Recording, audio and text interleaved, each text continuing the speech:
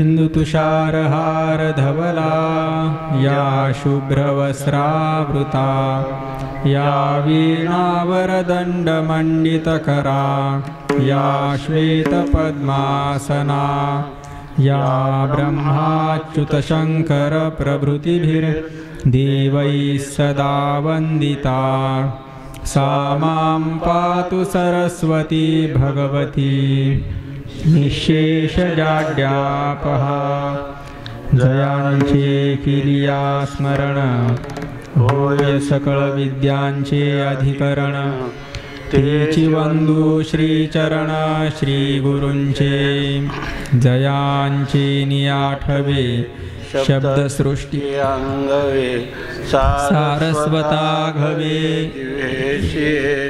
वक्तृत्व गोडपणे अमृताते पारुखे म्हणे रस होती ओळगणे अक्षरासी भावाचे अवतरण अवतरविती निजखून हाता चढे संपूर्ण तत्वबोध श्री गुरूंचे पाय जय हृदय गिमसू निठाय तैवढे भाग्य होय उन्मेषासी ते नमस्कारून याता सच्चिदानंदरूपाय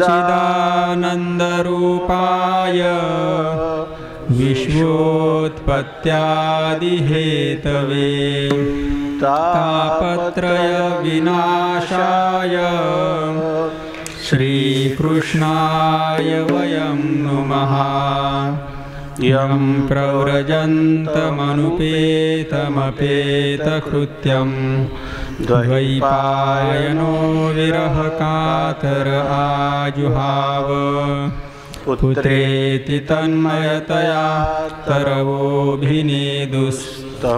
सर्वभूतहृदयं मुनिमानतोऽस्मि जन्माद्यस्य यतोऽन्वयादितरतश्चार्थेष्वभिज्ञस्वराट् तेने ब्रह्महृदाय आदिकवये मुह्यन्ति यत्सूरयः तेजो वारिमृदां यथा विनिमयो यत्र त्रिसर्गो मृषा धाम्ना स्वेन सदा निरस्तकुहकं सत्यं परं धीमहि सत्यं परं धीमहि सत्यं परं धीमहि श्वेतपद्मासनादेवी श्वेतपुष्पोपशोभिता श्वेतांबरधरा नित्या श्वेतगन्धानुलेपना श्वेताक्षसूत्रहस्ता च श्वेतचन्दनचर्चिता श्वेतवीणाधरा शुभ्रा श्वेतालङ्कारभूषिता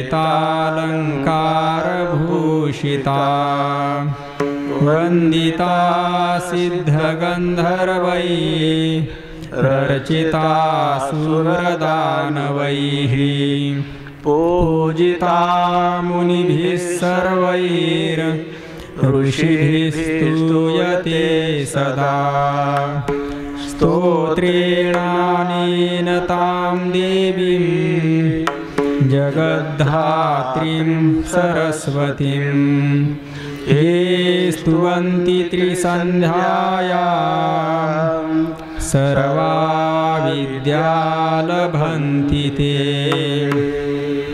वंशी विभूषितकरान्नवनीरदाभात् पीताम्बरादरुणबिम्बफलाधरोष्ठात्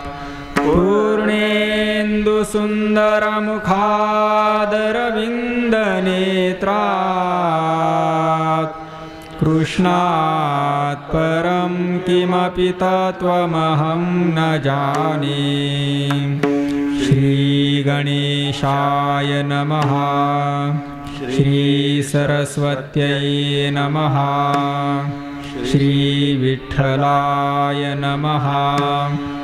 श्रीमातापितृभ्यां नमः। श्रीगुरुभ्यो नमः। ॐ नमो भगवते वासुदेवाय। रामकृष्ण हरि रामकृष्ण हरि रामकृष्ण हरि।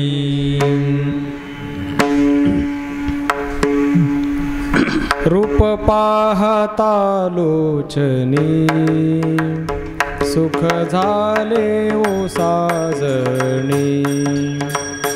सुख झाले ओ साजणी। सुख झाले ओ साजणी। तो हा विठ्ठल बरवा तो हा माधव बरवा तो हा माधव बरवा तो हा माधव बरवा। बहुता सुकृताची जोडी म्हणून विठ्ठली आवडी। म्हणून विठ्ठली आवडी। म्हणून विठ्ठली आवडी। तो हा विठ्ठल बरवा तो हा माधव बरवा तो हा माधव बरवा तो हा माधव बरवा। सर्व सुखाचे आगर बाप रखुमादेवीवर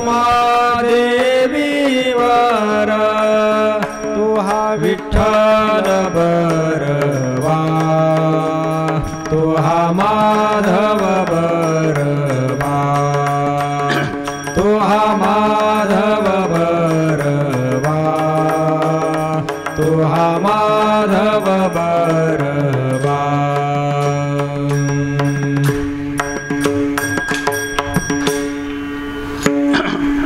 रूप पाहता लोचनी सुख झाले ओ साजणी। तो हा विठ्ठल बरवा तो हा माधव बरवा। बहुता सुकृताची जोडी म्हणून विठ्ठली आवडी। सर्व सुखाचे आगर बाप रखुमा देवीवर तो हा विठ्ठल बरवा तो हा माधव बरवा।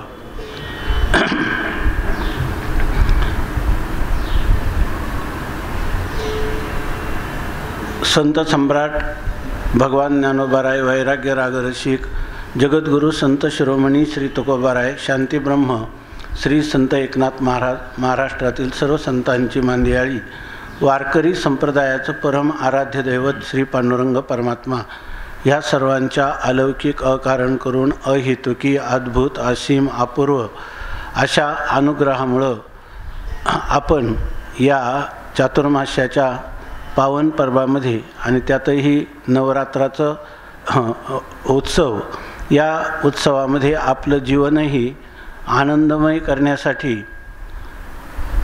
जे काही लौकिक किंवा शास्त्रीय उपाय आहेत त्यापैकी शास्त्र प्रतिपादित आणि स्वसंवेद्य अनुभवाचा विषय जो परमात्मा संतांनी ज्याचा अनुभव घेतला आणि आपण ज्याची अनुभूती घेतली ती अनुभूती आपल्याप्रमाणेच सर्वांच्या हृदयामध्ये परमानंदाची अभिव्यक्ती व्हावी म्हणून या ठिकाणी ह्या अभंगवाणीच्या रूपाने विशेषतः साधकांचा मायबाप असणारे माऊलींच्या मुखातून या ठिकाणी ही प्रकट झालेली अभंगवाणी आणि त्याद्वारा आपल्याही जीवनामध्ये अभंगत्व यावं. आपलं मूळ असणारं स्वरूप अभंगच आहे तर ते आपल्याला त्याचं अज्ञात आहे, तेव्हा त्याची आपल्याला यथार्थ अनुभूती किंवा ज्ञातता व्हावी म्हणून जे काही शब्द बाहेर पडले त्या शब्दांचं त्या सूचक वाक्यांचं अवलंबन करून आपण आपल्या मूलभूत स्वरूपाकडं कसं आपल्याला जाता येईल यासाठी आपण हा जो श्रवणाचा मार्ग आहे या मार्गाने प्रविष्टः कर्णरंध्रेण स्वानाम भाव सर्वरोहम.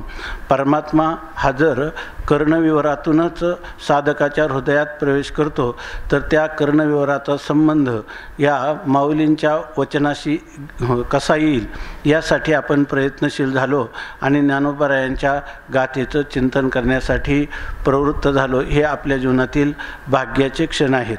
असो आपण ज्ञानोबारायांचं प्रथम स्मरण रूप पाहता लोचनी सुख झाले ओ साजनी हा जो अभंग आहे हा मंगलाचरणाचा आहे आणि मंगलाचरण करत असतानाच ह्या वारकरी संप्रदायाचं जे व्यापक स्वरूप आहे त्या व्यापक स्वरूपाचं दर्शन या ठिकाणी हे ज्ञानेश्वर दर्शन आहे. जशी इतर दर्शनं आहेत तसं आत्मस्वरूपासाठी आत्मस्वरूपाचं वर्णन करणारं ज्ञानेश्वरी, अमृतानुभव, नंतर चांगदेव 65, हरिपाठ आणि माऊलींची गाथा हे ग्रंथपंचक जे आहे ते ग्रंथपंचक आपल्या आत्मस्वरूपाला प्रकट दाखवणारं अशा प्रकारचं आहे. त्याचं चिंतन करण्याला आपण प्रवृत्त झालो आणि तन्निमित्ताने हा अभंग जो आहे त्या अभंगामध्ये आपण जर एक एक त्याच्या शब्दाचा वेध घेत गेलो तर यथाशक्ती यथामती तरी आपल्याला एक रम्य समाधान, निरंकुशा तृप्ती, निसंदेह बोध आपल्याला व्हावं अशा प्रकारची योजना सूत्ररूपाने ह्या प्रस्तुत अभंगात माऊलींनी केलेली आहे. काया वाचा जीवे सर्वस्वे उदार बाप रुक्मा देवरू विठ्ठलाचा वारी कर. या ठिकाणी माऊलीनंच सांगितलेलं आहे की मनुष्याजवळ असणारे जे काही अलौकिक किंवा इतरांपेक्षा भिन्न असणारं जे काही शरीर मिळालेलं आहे काया, नंतर त्याला मिळालेली विशेष देणगी वाचा आणि त्याच्या ठिकाणी उन्नत झालेलं इतर योनींपेक्षा उन्नत असणारं की जे जीवनामध्ये आपल्या उत्थानाला मदत करणारं असं जे मन ही जी भांडवल भगवंताला दिलेलं आहे. कारण मन हे महत्त्वाचं आहे. एक मन अवघे तुझ्या भांडवला असं तुकोबाराय म्हणतात. त्याप्रमाणे ह्या तिन्ही ज्या आहेत त्या सर्वस्वे उदार, तर ही सर्व त्यांनी परमात्म स्वरूपाच्या ठिकाणी परमात्म्याच्या चरणी ज्यांनी समर्पित केलेलं आहे त्याला वारीकर किंवा वारकरी असं म्हणतात. म्हणजे याचा अर्थ वारकरी किंवा दुसरी व्याख्या आपण नेहमी ऐकत असतो की जीवनामध्ये असणारे काम, क्रोध, लोभ, मद, मत्सर हे जे षड्वैरी आहेत यांच्यावर वार करणारा, म्हणजे ज्याने जीवनात ज्याचं जीवनव्रत ठरलेलं आहे की आपल्या अंतकरणामध्ये नरनारी बाळे अवघा नारायण ऐसे माझे मन करी देवा नयो काम क्रोध द्वेष निंदा द्वंद्व अवघा गोविंद निसंदेह आसावे म्या सदा विषयी विरक्त काया वाचा चित्त तुझे पायी. आणि त्यासाठी परमात्म्याकडं आपण परवा पाहिल्याप्रमाणे परमात्म्याचाच आश्रय आणि परमात्माच विषय असं ज्याच्या जीवनाचा स्थायी भाव झालेला आहे त्याला म्हणतात वारकरी. आणि आपण बघा संस्कृत साहित्यामधून किंवा अलीकडच्या पाश्चात्य तत्त्वज्ञानांनी व्यक्तिमत्वाचा विकासाच्या जेवढ्या कल्पना केल्या असतील त्या सर्व कल्पनामध्ये गंभीर कल्पना, त्या वस्तुनिष्ठ कल्पना आणि जी कल्पना नियत कार्यकारण भाव मानून जर त्याचं अनुष्ठान घडलं तर प्रत्येक जीवाला ह्या आनंदानुभूती परमानंदानुभूती येऊ शकते. हा एकटाच अभंग पुरेसा आहे. आणि अशी जवळजवळ आपल्या सर्व संतांची सामान्यपणे पाहिलं तर जवळजवळ 16 ते 17,000 अशा संख्येने युक्त ही अभंगवाणी आहेत. सगळ्या संतांचं जर आपण चिंतन केलं तर आपल्याला आपल्या जीवनाचा विकास इतका होतो की तुकाराम महाराज म्हणतात घोटविनं लाळ ब्रह्मज्ञाने हाती मुक्ता आत्मस्थिती सांडविनं. याच्यामध्ये एक एक जी काही विचारधारा आहे, दार्शनिक विचारधारा आहे किंवा जी षडदर्शनांनी ज्या प्रकाराने मनुष्याच्या दुःखनिवृत्तीसाठी आणि परमानंदाच्या प्राप्तीसाठी अर्थात मोक्ष ज्याला म्हणतात त्या मोक्षासाठी ज्या विचाराच्या, आचाराच्या, भावनेच्या ज्या जीवनशैली सांगितलेल्या आहेत त्याच्यापेक्षा अत्यंत अपूर्वतेने युक्त असणारा हा वारकरी संप्रदाय आहे. याच्यामध्ये दिसायला तो साधारण जरी दिसत असला तरी वारकरी हा मनाचा विकासाने अत्यंत संपन्न आहे. बुद्धीच्या पावित्र्याने, सूक्ष्मतेने आणि त्या बुद्धीमध्ये असणारे विकासात्मक स्फुरणाने तो संपन्न आहे. इंद्रियांच्या संयमाने, वाणीच्या संयमाने संपन्न आहे. आणि जर त्याला बोलणेची नाही अवघे आता देवाविन काही अशा प्रकारचा आहे. बाहेरून दिसणाऱ्या धारणा त्याच्या लौकिक दृष्टीनं पाहू गेलो तर त्याच्यामध्ये सामान्यपणे साधारणता सापडते. परंतु जर त्याच्या अंतरंगात वारकऱ्याच्या प्रवेश केला तर तो एक अलौकिक मानव आहे किंवा त्याला देव मानव असं म्हणतात, महापुरुष असं म्हणतात. आणि हा प्रत्येक वारकरी जो आहे तो वारकरी हा महापुरुष संज्ञेला पात्र होणार आहे. ज्ञानोबारायांनी ज्याची संकल्पना सांगितलेली आहे, संकल्पना म्हणजे कल्पना नाही, त्याची वास्तवता सांगितलेली आहे. त्याची अनुभूतीचं वर्णन जर आपण पाहू गेलो तर ती शब्दातीत असणारी अनुभूती आहे आणि ती अनुभूती हा वारकऱ्याचा विषय आहे. म्हणून या ठिकाणी ह्या सर्व गोष्टी आपण जर बारकाईनं पाहू गेलोच, जर आपण शांत मनाने आणि सूक्ष्म गंभीर असं अवगाहन जर या अभंगामध्ये आपण केलं तर आपल्याला लक्षात येतं की आपलं मूळ स्वरूप हे अत्यंत आनंदाने परिप्लुत आहे. आपल्या खऱ्या अर्थाने आपला ह्या भूताने निर्माण झालेल्या ह्या शरीराचा आणि आपला यत्किंचित देखील संबंध नाही.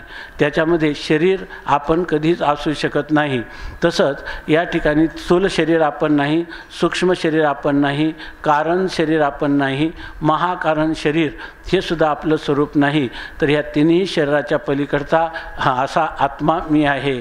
परापश्यंती मध्यमा वैखरी या चारी वाणीच्या आतीत मी आहे याचा आपला निश्चय होतो. आणि असं झाल्यानंतरही एक ज्याला ज्ञानबाची मेघ असं लोक शब्दप्रयोग करतात, ह्या चारी वाणीच्या किंवा जागृती, स्वप्न, सुषुप्तीच्या तिन्ही अवस्थांच्या आतीत झालेला म्हटलं तर समाधीच्याही पलीकडे गेलेला असा प्रकारचं जे काही वारकरी आहे. वारकरी म्हणजे आपल्या स्वस्वरूप स्थितीमध्ये रममान झालेला, पण तिथूनही पुन्हा देवो भूत्वा देवम यजेत, ज्याला परमात्म्याला प्राप्त झाल्यानंतरही शिवो भूत्वा शिवम यजेत, तर तो पुन्हा त्या शिवाची किंवा त्या आपल्या इष्टदेवतेची, परमात्म्याची पुन्हा जाळू नये नाव पावलेनी पार, मागील आधार बहुतांचा, सगळ्या जगताला उपकारी होणार आहे. केवळ आपल्या आनंदाचा भोग तो भोगत नाही, तर त्याबरोबर आपल्याला जी प्रतिभा अनुभूती झालेली आहे तिचा आदर्श म्हणून संपूर्ण जगासाठी राहतो. तो केवळ एका संप्रदायाचा किंवा एका धर्माचा, पंथाचा अभिनिवेश त्याच्या ठिकाणी राहत नाही, तर संपूर्ण मानवजात त्या पुरुषाने अलंकृत होत असते. इतकंच नाही तर मानवजात म्हणणं हे सुद्धा त्याला कमी आहे.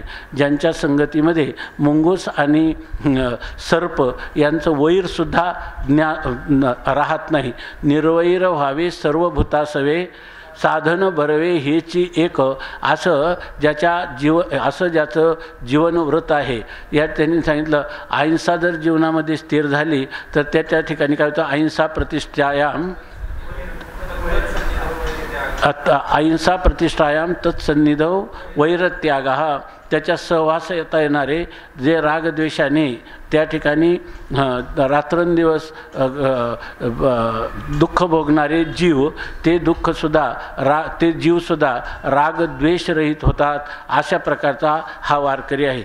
बाहेरून जर आपण पाहिलं तर तो श्वेतवस्त्रधारी संन्यासीच आहे. किंबहुना जर ज्ञानोबारायांना अभिप्रेत असणारी जीवन प्रणाली जर तो या ठिकाणी त्या प्रणालीमध्ये जर जीवनयापन करीत असेल तर तो संन्यासाला लाजवणारं सुद्धा त्याचं व्यक्तिमत्व आहे. घडलेली गोष्ट सांगतो. एकदा आम्ही कदाचित बाळासाहेब किंवा सवाशी महाराज आमच्याबरोबर होते कोणीतरी, तर आम्ही ऋषिकेशला साधना सदनमध्ये गेलो आणि सत्संगासाठी तिथं प्रस्थानतरीचा सत्संग होता. आपल्याला कदाचित नाव ऐकून असाल की रमणानंद म्हणून ह्या भारतामध्ये संन्यासी संप्रदायामध्ये एक विशेष विरक्त साधू समजले जातात. ते त्या ठिकाणी बृहदारण्यक उपनिषद सांगत होते. इतके विरक्त आहे की त्यांच्या काखेमध्ये जी एक झोळी असते तेवढंच त्यांच्या जीवनातलं वस्तूंचा संग्रह आहे. एखादा कोणता तरी उपनिषदांचा किंवा गीता असा एखादा ग्रंथ असतो आणि एक छाटी लंगोटी त्यांच्याजवळ असते आणि अत्यंत विद्वान आहेत.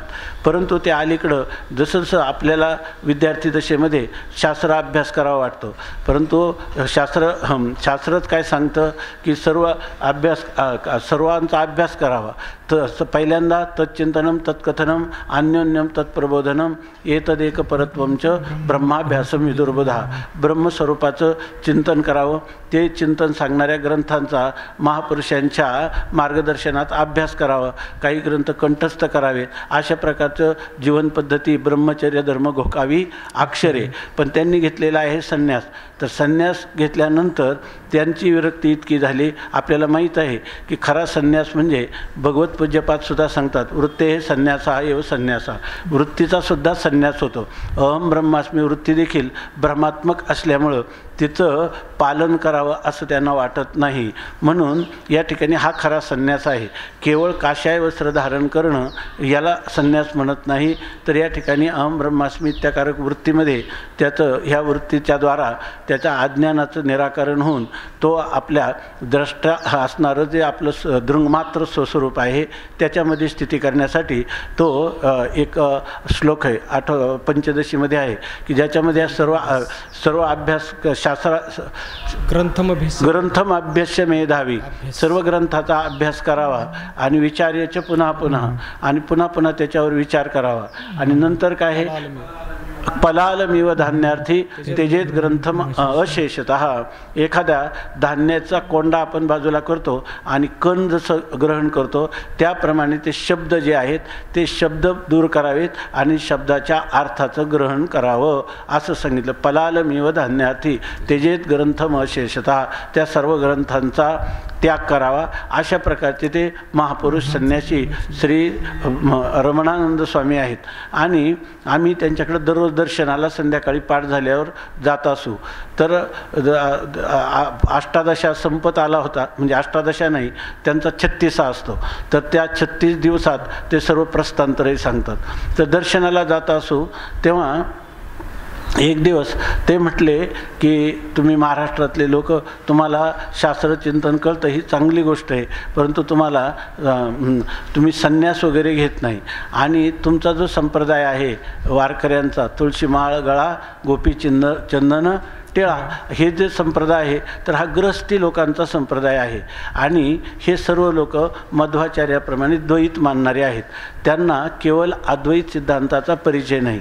बरं ते लोकांचं काही नाही, त्याचे मूळचे संस्थापक जे आहेत ज्ञानोबाराय किंवा जी परंपरा सांगतात निवृत्तीनाथ महाराजांपासून आलेली हे तुकाराम महाराज सर्व जे संत आहेत हे सर्व द्वैती आहेत असं सांगितलं. ते तुमचं तर चांगलं आहे, तुम्हाला अद्वैतामध्ये रुची वाटते असं ते म्हटले. परंतु त्यांनी एकदम तर त्याचे उपेक्षित अशा प्रकारचे ते बोलले. त्यानंतर काय आम्हाला त्याचं वाईट वाटलं. आम्ही 2 दिवस त्यांच्या दर्शनाला गेलो नाही. तेव्हा नंतर त्यांना काही विचार आला माहीत नाही, पण ते एक दिवस त्यांनी आम्हाला म्हटले की आश्रमामध्येच की तुम्ही काही वाईट वाटून घेतलं का, तुम्हाला काही वाईट वाटलं का. आम्ही ज्ञानेश्वर महाराज द्वैती आहे म्हटलं आम्हाला काहीच वाईट वाटलं नाही. कारण आम्हाला माहीत आहे की ज्ञानेश्वर महाराज हे आजातवादाचे प्रतिपादन करणारे आहेत. आम्हाला त्याच्याबद्दल काही वाटलं नाही, कारण तुम्हाला त्या ग्रंथातलं मराठी भाषेचं ज्ञान नसल्यामुळं माहीत नाही. तर असं आम्ही म्हटलं. पण त्याच्यानंतर त्यांना थोडं वाईट वाटलं. तर मग आम्ही सहज संध्याकाळी पुस्तकं घ्यायला बाजारात गेलो. तिथे एक ज्ञानेश्वरीचं हिंदी भाषांतर होतं. गौतम चमनलाल म्हणून एक प्रकाशन आहे. तर ते प्रकाशन म्हणजे अगदी फार साधारण रूपाने ते केलेलं भाषांतर आहे. तर इतकं काही विशेष नव्हतं, पण त्याची किंमत कमी होती. आम्ही ते भाषांतर घेतलं काय 15-20 रुपयाला आणि ते त्यांच्या दर्शनाला गेलो आणि त्यांच्याजवळ ठेवलं आणि परत आलो. तर तेव्हा मी काही ग्रंथ वाचत नसतो. तर मी म्हटलं मग वाचलं तरच माहीत होईल की ह्याच्यामध्ये काय आहे. तर म्हणून आम्ही दिलं, नसेल तर घेऊन जातो. बरं ठेवा म्हटले. मग त्यांना ठेवलं, कारण ते ग्रंथाचाही संग्रह करत नाही. आणि नंतर 1 वर्षांनी प्रपंचसार नावाचा ग्रंथ सांगण्यासाठी कैलासाश्रमामध्ये त्यांना बोलावलेलं होतं स्वामी विद्यानंदांनी. तर त्यावेळेला आम्ही गेलो आणि ते एकदम त्यांचा जेव्हा पाठाचा वेळ झाला तेव्हा ते निघालेले होते. आम्ही आमच्या खोलीतून निघालेलो होतो. त्यांनी आम्हाला पाहिल्याबरोबर एकदम घट्ट गळ्याला मिठी मारली आणि ते म्हणणे, वा ज्ञानेश्वर महाराज, का तुम्ही मला जे अनुवाद दिला तो माझ्या पिशवीत अजून आहे म्हणे, पण मी मात्र 5च अध्याय वाचले, त्याच्यापुढं काही वाचणं झालं नाही असं त्यांनी सांगितलं. आणि त्याच्यातली ओवी सांगितली त्यांनी. म्हणजे त्यांनी तो हिंदीतला अर्थ सांगितला. पार्था तो संन्यासी जाणं मी माझी आईशी आठवण, विसरले दयाचे अंतकरण, पार्था तो संन्यासी जाणं निरंतर. आम्ही संन्यास घेतलेला आहे. आम्ही क्षेत्रीचे संन्यासी, देह भरित ऋषिकेशी. आम्ही ज्या परमात्मा संन्यास घेतला त्या संन्यासाचं स्वरूप मात्र जे काही ज्ञानोबारायांनी सांगितलं तर ते अजून आमच्या अनुभूतीला आलेलं नाही. म्हणून आता तसं जीवन आमचं व्हावं म्हणून मी ते चिंतन तिथपर्यंत केलं. आणि पुढचा ग्रंथ मात्र जेव्हा मला ही ओवी अनुभवाला येईल, नामदेवराय म्हणतात ना, नामा म्हणे ग्रंथ श्रेष्ठ ज्ञानदेवी, एक तरी ओवी अनुभवावी. ही एक्का होईना ओवी मला जर अनुभवाला येईल तर मी पुढची ज्ञानेश्वरी वाचेल. अर्थात त्यांना हे ज्ञानोबाराय काय आहे, अद्वैत केवळ अद्वैत सिद्धांत जो आहे तो ज्ञानोबारायांनी सर्व तंत्र स्वतंत्र रीतीनं, म्हणजे काय सगळ्याच प्रक्रिया त्यांनी शुद्ध अद्वैताच्या घेतल्या किंवा केवळ अद्वैत सिद्धांताच्या घेतल्या असं नाही. त्याबाबत ज्ञानेश्वर महाराजांची प्रज्ञा जी आहे ती इतकी विकसित आहे, इतकी व्यापक आहे की ज्ञानोबाराय हे तंत्र म्हणजे शास्त्र, सर्व शास्त्रात प्रक्रिया भिन्न, त्याला एकदेशी म्हणतात, प्रक्रिया भिन्न पण सिद्धांत मात्र एकच असं त्यांच्या लक्षात आलं. आपल्या इथं जेव्हा स्वामी विद्यानंद अष्टादशासाठी आले होते त्यावेळेला त्यांच्याही मनात वर्षानुवर्ष हा वारकरी संप्रदाय द्वैताचा आहे असं वाटलं. इथं आम्ही त्या काही विद्यार्थ्यांना, ते विद्यार्थी शिकत होते विचारसागर, प्राथमिक वेदांताचा प्रवेश ग्रंथ आपण त्याला म्हणतो. परंतु संस्कृत नुकतीच त्यांची पहिल्या वर्षात पूर्ण झाली होती. परंतु आम्हाला अमृतानुभवाचा एक संस्कृत अनुवाद मिळाला आणि अतिथीगृहामध्ये एक 18 मुलांकडून तो आम्ही पाठ करून घेतला. आणि दररोज एक विद्यार्थी जायचा आणि संध्याकाळी त्यांना 1 तासात तो म्हणून दाखवायचा. त्यावेळेला स्वामीजींना त्या अमृतानुभवाचं इतकी आवड निर्माण झाली की त्यांच्या लक्षात आलं खरं आजातवाद सांगितलं आहे ज्ञानोबारायांनी. ते बोलले काहीच नाही, परंतु त्यांनी त्याचं खऱ्या अर्थाने अशा महापुरुषासाठीच हा ज्ञानोबारायांनी ग्रंथ निर्माण केला होता. त्यामुळं त्यांनी त्याचं ज्याला रसास्वादन म्हणतो किंवा रसपान केल्याचा आनंद त्यांच्या चेहऱ्यावरून वारंवार दिसत होता. त्याच्यानंतर आम्ही त्यांना एक ज्ञानेश्वरी दिली, संस्कृत ज्ञानेश्वरी. त्या आम्ही जेव्हा त्यांना भेटायला गेलो त्यावेळेला त्यांची प्रकृती बिघडत चाललेली होती आणि त्यांच्या व्यासपीठावर पाठीमागं ज्ञानेश्वर महाराजांच्या प्रतिमा होती आणि पुढं ज्ञानेश्वरी ठेवलेली होती, संस्कृत ज्ञानेश्वरी. त्यावेळेला त्यांनी सांगितलं ये आगे तुम्हारी ज्ञानेश्वरी आहे, पीछे वो ज्ञानेश्वर महाराज बैठे आहे प्रतिमा रूप से, असं ते बोलले. परंतु माझ्याकडून मात्र हे काही वाचन झालं नाही आणि आता होईल असंही वाटत नाही. आणि त्या लवकरच ते आपल्या स्वस्वरूपाच्या ठिकाणी किंवा ब्रह्मलीन झाले. अशा प्रकारचं हे जे ऐश्वर्य आहे, गुरुवर्य धुंडा महाराजांच्या प्रवचनामध्ये अभंग आला तुकोबारायांचा की अवघाची आकार ग्रासियेला काळे आणि एकची निराळे हरीचे नाम.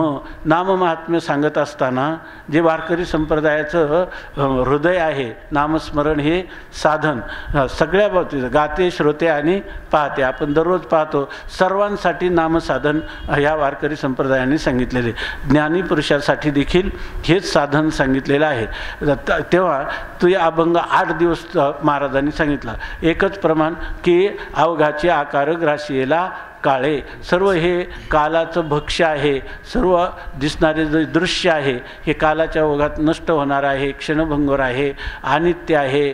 आता आपण दररोज पाहतो मिथ्या आहे, परतंत्र, त्याच्यामध्ये जीवाला प्राप्तीच्या बाबतीत पारतंत्र्य आहे. अशा प्रकारचं अनेक प्रकारचे व्याख्यान 8 दिवस महाराजांनी केलं. आणि नंतर म्हटले असं जरी असलं तर एकचे निराळे हरीचे नाम.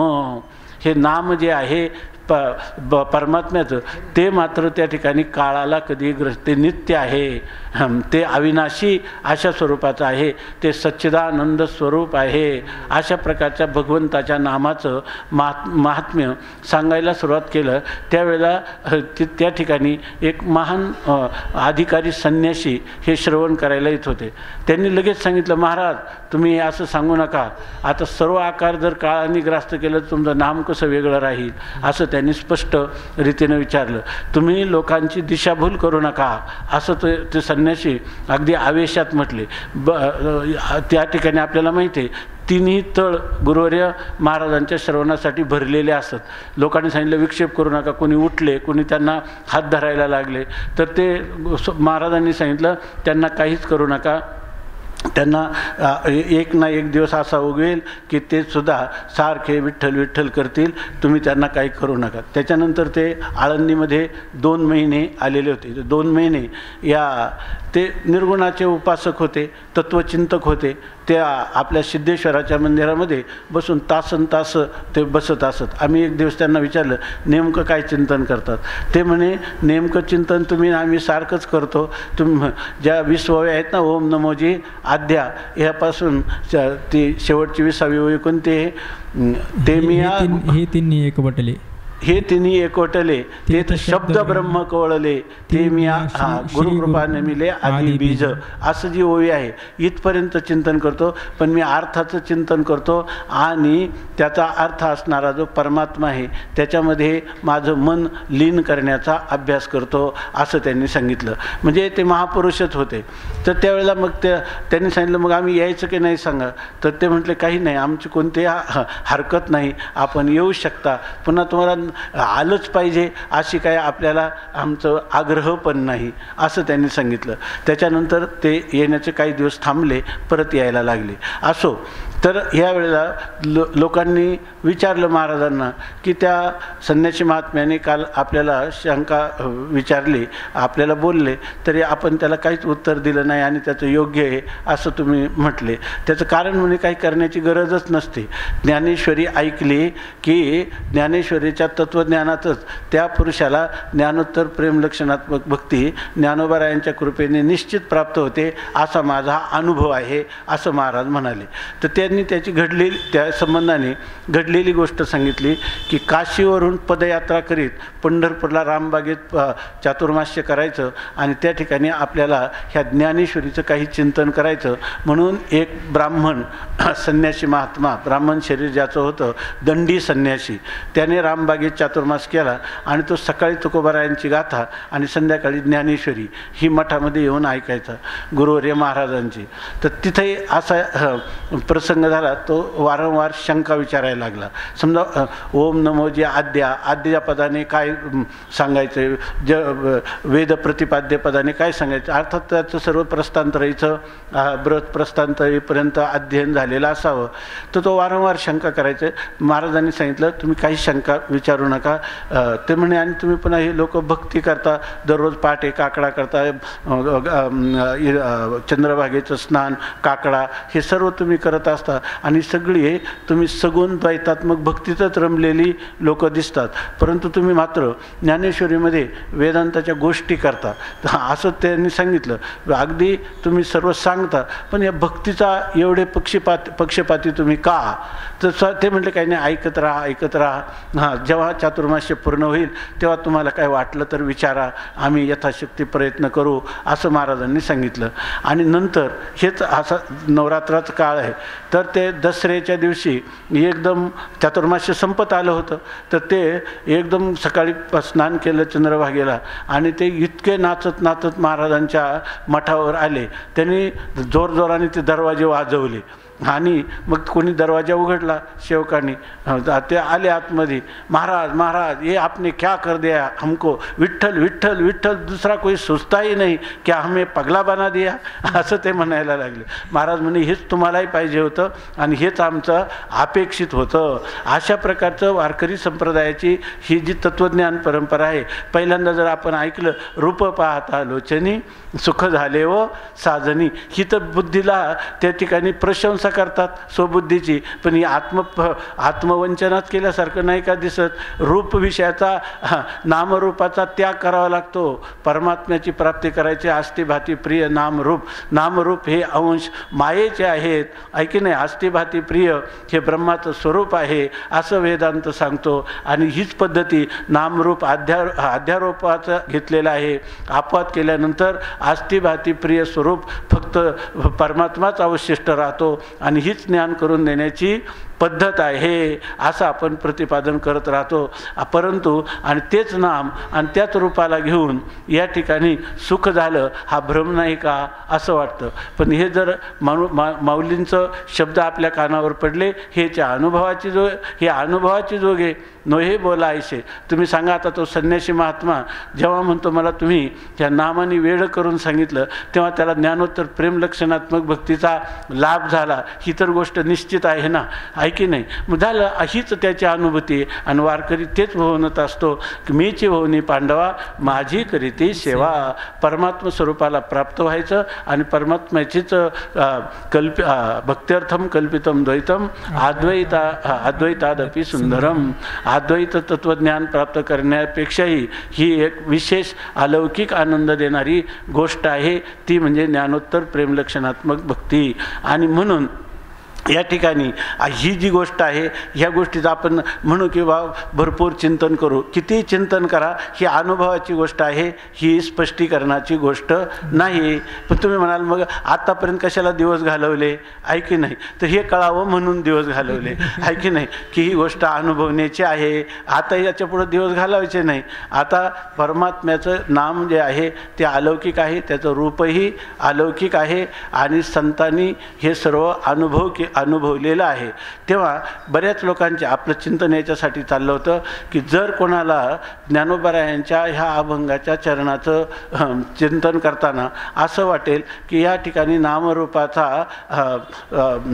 अंगीकार केलेला आहे, याचा अर्थ हे विशिष्ट अद्वैती तत्त्वज्ञान आहे. ज्या ठिकाणी माया ही परमात्म्याचं विशेषण होते, तेव्हा त्या माया विशिष्ट परमात्मा होतो, तेव्हाच त्याला ईश्वर असं नामाभिधान दिलं जातं. आणि या ठिकाणी भक्तीच्या प्रांतामध्ये ह्या ईश्वराचा गरिमा, ईश्वराचं महात्म्य, गौरव त्यांच्या चित्तात असतो. रामानुजाचार्य हे वैष्णव साधू आहे, वारकरीसुद्धा वैष्णव आहे. तेव्हा ह्या वैष्णव पंथातले बरेचसे पंथ जे आहे, आपण काल परवा पाहिलं की या ठिकाणी अचिंत्य भेदाभेद मानणारे आहेत, केवळ अद्वैत सिद्धांती पण आहे, केवळ अद्वैत सिद्धांत मानणारे आहेत. वल्लभाचार्यांचा शुद्ध अद्वैत किंवा अव्याकृत परिणामवाद मानणारे आहे. मध्वाचार्य वैष्णवच आहे, परंतु त्या ठिकाणी ते द्वैत सत्य आहे असं मानतात. जीव ईश्वरामध्ये भेद आहे असं मानतात, जगत सत्य आहे असं मानतात. म्हणून ह्या कितीही जरी विचारप्रणाली किंवा साधना प्रणाली वेदाच्या आधारावर आपल्या डोळ्यासमोर येत असल्या तरीसुद्धा याच्यामध्ये असणारं जे काही वैशिष्ट्य आहे ते काही वेगळंच आहे. ह्या वारकरी संप्रदाय हा विश्वधर्म होईल असं जे प्रज्ञाचक्षु गुलाबराव महाराजांनी भाकीत केलेलं आहे. जसं जसं आपण त्यांच्या वाङ्मयाचं चिंतन करू आणि त्याला ज्ञानोबारायांच्या अनुभूतीचं प्रामाण्य देऊ, तितकं आपल्याला ही गोष्ट आपल्या हृदयाच्या गंभीर स्तरापर्यंत पोहोचत जाते. तर याच्यामध्ये एक शंका येते, रूप पाहता लोचनी सुख झाले व साजनी. जसं आता सांगितलं, रमणानंद स्वामींना हे सर्व द्वैती असणारे वैष्णव भक्त परंपरेचे साधक आहेत असं वाटतं. तर तसं ह्या प्रमाणावरूनही वाटू शकतं, परंतु वाटणं शक्यही आहे. कारण शब्द जे दिसतात ते रूप लोचनी पाहता इंद्रियांनी भगवंताचं स्वरूप पाहिलं आणि त्यांच्या बोधाने हे मानव सुख झालं की काय. याच्या ठिकाणी सुख झाले व साजनी, यांच्या एक मानव सुख आहे आणि एक केवळ अनुभूतीचं सुख आहे. परंतु हे जे सुख आहे अकाट्य सुख कोणापासून प्राप्त होईल, अविनाशी सुख कोणापासून प्राप्त होईल. अविनाशी असणारा कोण आहे? फक्त परमात्मा, ब्रह्म स्वरूप परमात्माच आहे. आणि तो इथं तर त्यांनी विशिष्ट परमात्मा मानला, माया विशिष्ट परमात्मा मानला. त्या ठिकाणी याचा त्यांनी विशेषणाचा अंगीकार केला. किंवा ब्रह्म मानलं तर त्या ब्रह्माचा परिणाम हे जगत आहे असं मानलं तर तो व्याकृत परिणाम झाला. बरं, तसं मग अंगावर येऊ नये म्हणून वल्लभाचार्यांनी परिणाम तर आहे आणि विकार तर होत नाही असं मानला. याच्यामुळंच आपल्या वारकरी संप्रदायाच्या ज्या विशेष तत्त्वचिंतन करणाऱ्या ग्रंथाचं अमृतानुभव चांगदेव 65 काही प्रसंगाने ज्ञानेश्वरीतील ओव्या याचा अलीकडं अतिशय विकृत अर्थ म्हणजे ज्याला चिद्विलासवाद असं आधुनिक एक पारिभाषिक नाव दिलं जातं. त्यावरून त्या ठिकाणी ह्या चिद्विलासवाद असा अंगीकार केला गेला. आणि ते सुद्धा सांगतात की आमचे इरले बाबा होते, ते सांगायचे की अरे आपला संप्रदाय वल्लभाच्या अव्याकृत परिणाम सांगताना विवर्त कशाला म्हणता, विवर्त म्हणण्यापेक्षा विलास म्हटल्याने काय बिघडलं. अशा अनेक प्रकारच्या ज्या धारणा आहेत की ज्या शास्त्राच्या विरोधी आहेत. शास्त्र हृदय जे सांगत नाही त्याच्या विरुद्ध अशा प्रकारच्या कल्पना केल्या गेल्या.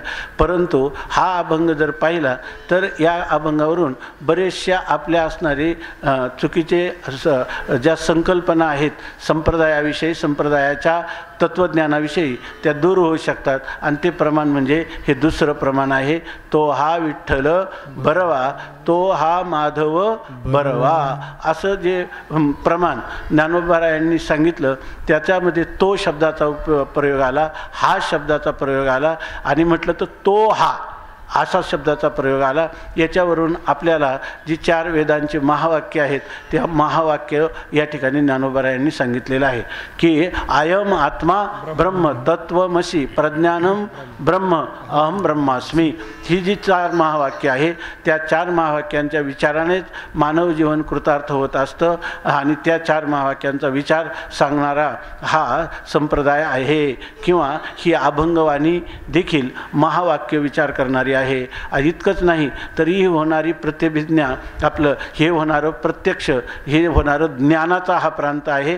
आणि ते ज्ञान म्हणजे तो शब्दाने परोक्ष सांगितलं, हा शब्दाने अपरोक्ष सांगितलं. आणि जो तो आहे ज्याचं शास्त्रामध्ये सत्यम ज्ञानम अनंतम ब्रह्म असं वर्णन केलेलं तोच हा आहे, म्हणजे तोच अहम आहे. अयम आत्मा ब्रह्म अहम ब्रह्मास्मी. म्हणजे याचा अर्थ महावाक्य विवेक जो वेदांतामध्ये केला जातो तोच विवेक वारकरी करतो किंवा वारकरी संप्रदायाचं वाङ्मय हे महावाक्य विचाराने समृद्ध झालेलं आहे.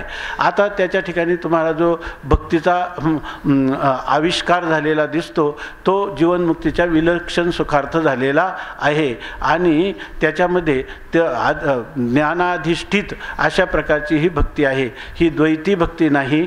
या ठिकाणी ज्ञानामध्ये भक्तीचं विवेचन करायचं झालं तर केवळ अद्वैत सिद्धांतामध्ये आपण फार तर एवढंच म्हणू शकतो, ज्ञानी येते स्वसंविती शैव म्हणती शक्ती. आम्ही ते परमभक्ती आपुली म्हणू. ज्याला ज्ञान ज्ञान म्हणतात त्याला आम्ही भक्ती म्हणतो. भक्तिरेव ज्ञानम अज्ञानम एव भक्ती. ज्ञानच भक्ती, भक्तीच ज्ञान. या ठिकाणी ज्ञानोबारायांनी तोही विषय सांगितलेला आहे. काय? तेची भक्ती तेची ज्ञान, एकला विठ्ठलची जाण. एकट्या पांडुरंग परमात्म्याला श्री विठ्ठलेशाला जाणलं की त्यालाच भक्ती म्हणायचं आणि त्यालाच काय म्हणायचं? ज्ञान असं म्हणतात, असं सांगतात. म्हणून या ठिकाणी ज्ञानोबारायांनी तो हा विठ्ठल बरवा, बरवा म्हणजे श्रेष्ठ. कोण? तो शास्त्राने प्रतिपादन केलेला जो ईश्वर आहे तो ईश्वर, तोच आता हा म्हणजे तोच आम्हाला हा रूपाने तोच आम्हाला आता अनुभूत झालेला आहे. संशय विपर्यय रहित त्याचं ज्ञान झालेलं आहे. त्याच्यामध्ये तो हा म्हणण्याने तोच परमात्मा आत्मा, तोच परमात्मा आत्मा आहे किंवा आत्माच परमात्मा आहे. म्हणजे आत्मा ह्या अंतःकरणापासून त्याला काय म्हणतो आत्म्यापासून पृथक केलेला अनात्मा असणाऱ्या देहापासून किंवा अंतःकरणापासून पृथक केलेला प्रत्येगात्मा हाच संपूर्ण जगदिष्ठ आपलं मायाधिष्ठान असणारं जे परब्रह्म आहे, त्या परब्रह्म आणि हा प्रत्येगात्मा ही दोन्ही एकच आहे. ह्या दोन्हींचं ऐक्य करायचं झालं तर माया विशिष्ट परमात्मा आणि अविद्या विशिष्ट जीव मानला तर त्या परस्पर अल्पज्ञ अल्पशक्तिमान असणाऱ्या जीवाचं आणि सर्वज्ञ सर्वशक्तिमान असणाऱ्या ईश्वराचं कधीतरी ऐक्य होईल का? अर्थात यांना विशेषण कधीही मानता येणार नाही, यांना उपाधी मानावं लागेल, आहे की नाही. मायोपाधिक परमात्मा आणि अविद्योपाधिक जीव. नाथ महाराजांनी हरिपाठामध्ये सांगितलं काय, कल्पना अविद्या तेने झाला जीव, मायोपाधी शिव बोली जेते.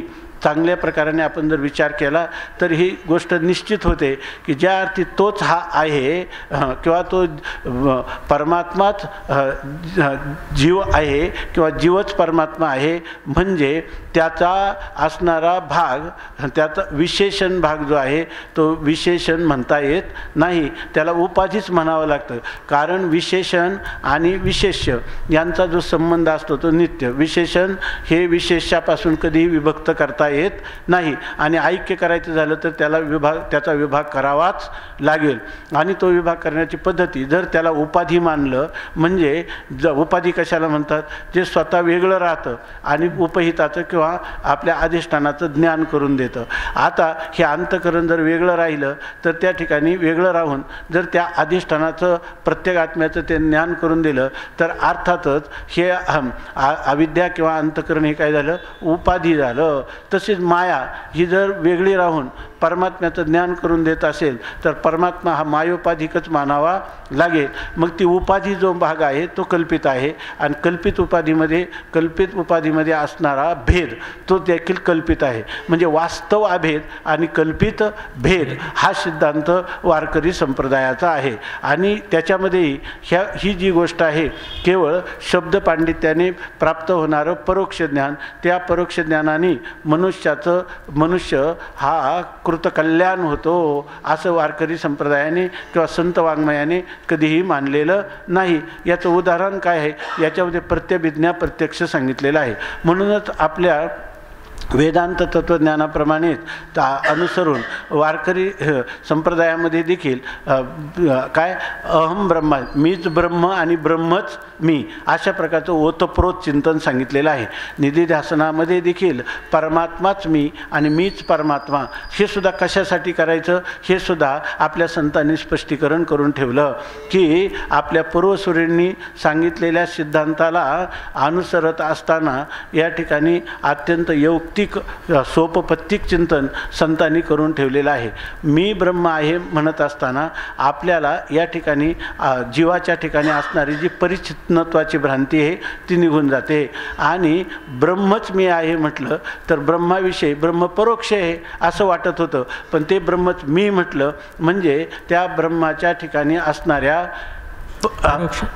परोक्षतेची भ्रांती निवृत्त होते आणि मीच ब्रह्म आहे असा निसंशय बोध होतो. म्हणजे संशय राहत नाही आणि पुन्हा त्याच्याविषयी विपरीत भावना होत नाही. शिवाय वेदाचं अनुसरण करणारा हा संप्रदाय असल्यामुळं वेदांनी म्हणजे वेद हे सर्व शास्त्रात प्रबल प्रमाण आहे आणि त्या शब्दप्रमाणाने झालेलं हे ज्ञान आहे. ह्या ज्ञानाला पुन्हा अज्ञानाचा स्पर्श होत नाही, अशा प्रकारचं हे ज्ञान आहे. कोणते त्याच्यामध्ये आवृत्ती करण्याची सुद्धा आवश्यकता मानली जात नाही.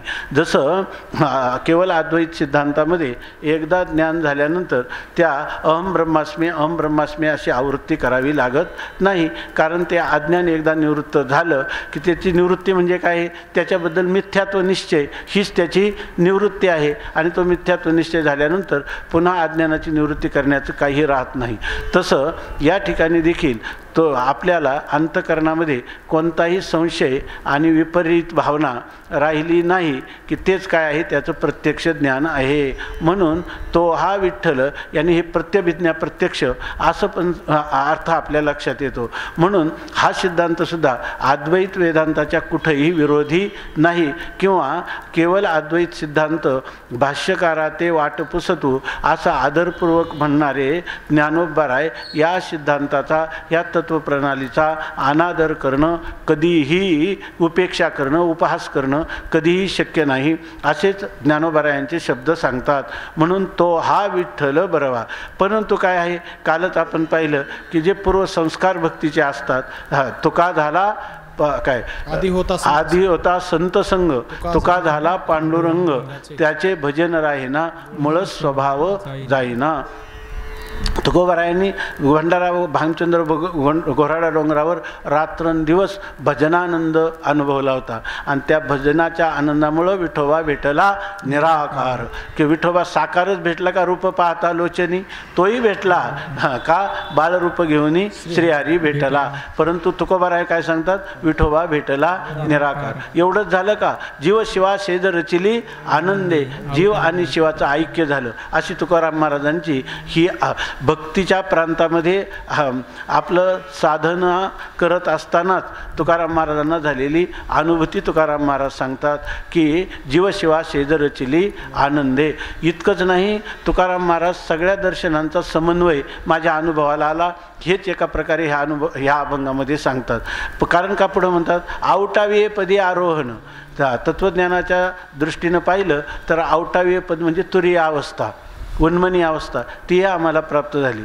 दुसरं योगशास्त्राच्या दृष्टीनं जर आवटावीय पदी तर आकार ओकार मकार आणि त्याला काय अर्धमात्रा आणि बिंदुली अशा प्रकारचं जे आपण म्हणतो तदाद्रष्टू स्वरूपे अवस्थानम. किंवा दुसऱ्या बाजूला पाहिलं तर योगस चित्तवृत्ती निरोध. हा योग म्हणजे चित्तवृत्तीचा निरोध हाही आम्हाला प्राप्त झाला. पण आम्ही त्याच्यामध्येच चित्तवृत्तीचा निरोध हाच परमपुरुषार्थ मानला नाही. तसंच अंतःकरण वृत्ती आत्मस्वरूपात बाधित करणं हाच परमपुरुषार्थ मानला नाही. तसंच जे निर्विशेष असणारं ब्रह्म त्याच्यामध्ये अंतःकरण वृत्ती लीन करणं हाही पुरुषार्थ मानला नाही. तर आमच्या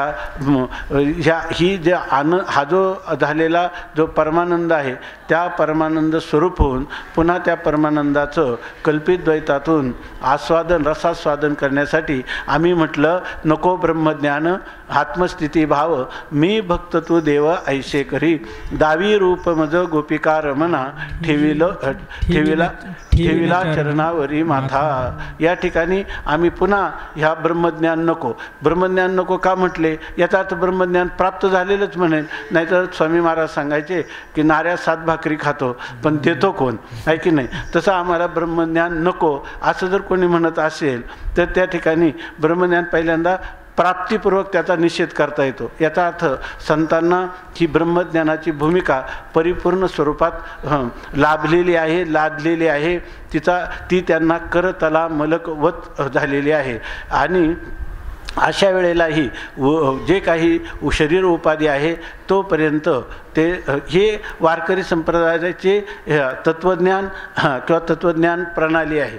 त्याच्या पांडुरंगे सत्य केला अनुग्रह, निरसोनी संदेह बुद्धिभेद, जीवशिवा शेज रचिली आनंदे, आवटावे पदी आरोहण.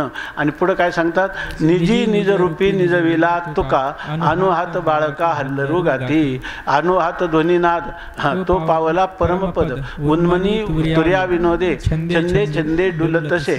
असं ज्या दत्त महाराजांचं वर्णन केलं त्याप्रमाणे माऊलींची ही अनुभूती आहे. आणि या अनुभूती ह्या अभंगावरून असं लक्षात येतं. आता याच्यामध्ये काय अनुवाद ध्वनी, अनुवाद ध्वनीचा पण नाद तुकोबाराय ऐकतात की जो योग साधनेने प्राप्त होतो. म्हणजे याचा अर्थ आम्ही शब्दब्रह्माची सेवा केली, योग दर्शन असो, सगुण साकाराचं असो, सगुण निराकाराचं असो, निर्गुण निराकाराचं असो, किंवा या ठिकाणी निर्गुण निर्विकार असंग परमात्म्याचं आत्मत्वाने ज्ञान असो, ह्या सर्वच गोष्टी आम्हाला ज्या पांडुरंगाच्या कृपेने प्राप्त झाल्या ते साधन आमच्याकडून सुटत नाही. आम्ही ते स्वभाव, त्यांनी लिहिले स्वभावो भजनम हरे हे, ज्या पुरुषाला त्याचं स्वभावच बनून गेलेला आहे आणि स्वभावही दुरतिक्रमा, स्वभाव काही जात नाही. वाघ्या होता, पाग्या झाला, अश्वशाळेत काम करीत होता आणि एक दिवस मध्येच एकदम ओरडला, खंडोबाचा येळकोट. अरे खंडोबाचा येळकोट कुठं हा याच्याकडे आला? तर पूर्वी तो काय होता? वाघ्या होता, ऐकी नाही. तसं आम्ही जन्मजन्मांतरी तुझाच्या अंकीला आम्ही जन्मजन्मांतरी जे भजन केलं होतं तो आमचा भजन तो श्लोक आठवला तर पहा भागवताचा, स्वभावो भजनम हरे हे. श्रीहरीचं भजन करणं हा त्यांचा स्वभावच होऊन जातो आणि त्यामुळं तुकोबार ज्ञानोबाराय या ठिकाणी सांगतात, तो हा विठ्ठल बरवा. ब्रह्म बरवे म्हटले नाही, ब्रह्म बरवे म्हटले नाही. पण तुम्ही म्हणाल मग त्याचंच नाव विठ्ठल ठेवलं का? हो, त्याचंच नाव विठ्ठल ठेवलं कारण ते सांगतात काय, उघडे नेणो ब्रह्म मार्ग चुकले आणि उघडे पंढरपुरा आले, भक्त पुंडलिके देखिले आणि उभे केले विटेवरी. ते जो परब्रह्म परमात्मा आहे तो मात्र मार्ग चुकलेला आहे. मार्ग चुकला म्हणजे तो काय मार्ग चुकणार आहे का? परंतु मार्ग चुकला म्हणजे भक्ती प्रेमाने तो त्या भक्ताच्या आनंदासाठी ते आहे ना अभंग की वैकुंठाहून पांडुरंग परमात्मा तो पंढरपूरला आलेला आहे.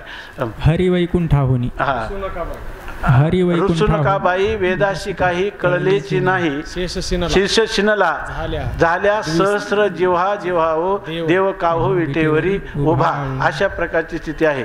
तो परमात्मा ह्या भक्ती प्रेमाने त्या ठिकाणी घनीभूत झाला आणि तो विटेवर उभा राहिलेला आहे. विटेवर गुरुवर्य धुन्ना महाराज सांगायचे, विटेवर उभा आहे. विट म्हणजे काय आहे की सर्व व्यापक असणारं ब्रह्माधिष्ठान आहे आणि त्या अधिष्ठानावर भक्ती प्रेमाने उभा राहिलेला हा परमात्मा आहे.